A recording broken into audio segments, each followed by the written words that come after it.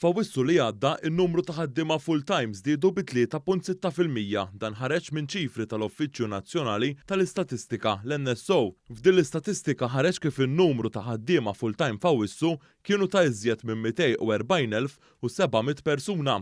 Dan fil-waqt li f'Awwissu tal-2020 kien hemm iżjed minn 232,000 ħaddiem full-time.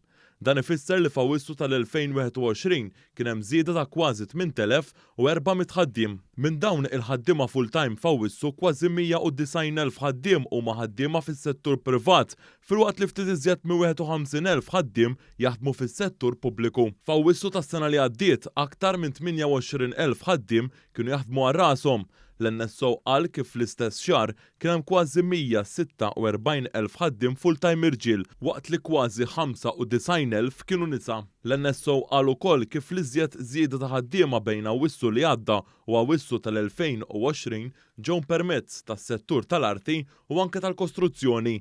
L-NSO innotat ukoll kif kien hemm żieda fin-nies jaħdmu part-time l-aktar fis-settur professjonali u dak turistiku. Din l-istatistika mill-NSO ħarġet wara li s-sena li għaddiet għalqet bl-inqas rata ta' qatt fl-istorja.